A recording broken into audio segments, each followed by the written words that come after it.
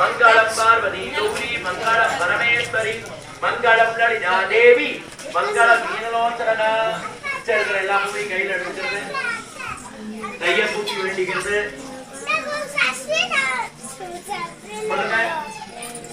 சீதலே தூ ஜெகன்மாதா சீதலே தூ ஜெகத்பிதா சீதலே தூ.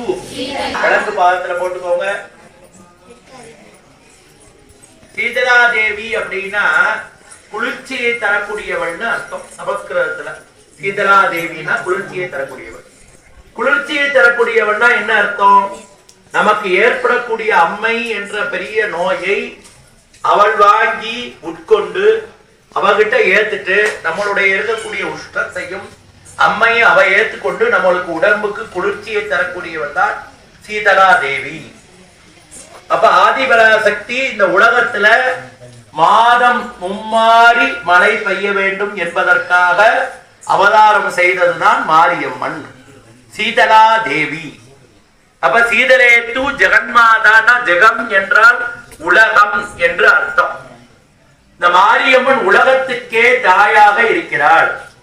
சீதலேத்து ஜெகத் பிதா, பிதான்னா அப்பான்னு அர்த்தம். இந்த உலகத்துக்கே தந்தையாக இருக்கிறார்.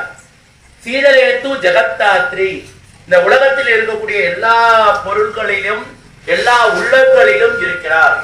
அப்பேற்பட்ட சீதலா பரமேஸ்வரி மாரியம்மனை உன்னை வணங்குகிறோம்னு சொல்றாங்க ஸ்லோகத்துல.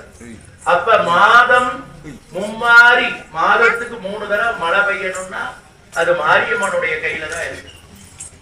மழை பெய்யலைன்னா மாரியம்மனை நம்ம வைக்கிறோம், மழை கொடுக்கலன்னா. நம்ம மாரியம்மனை கும்பிட்டா தானே மழை பெய்யும். நம்ம கும்பிடாம எப்படி மழை பெய்யும்? தெய்வத்தை நம்மளுடைய கடமைகளை கரெக்டா செய்யணும். செஞ்சா அதுபடி தெய்வத்தை எப்படி எல்லாம் சொல்லணும், எப்படி எல்லாம் வணங்கணும்.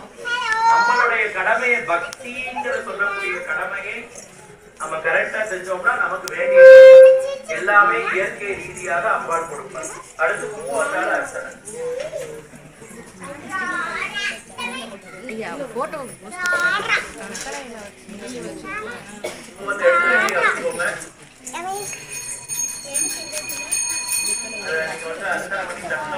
வலது கையில் வைக்கணும், இடது கையில் வைக்க கூடாது.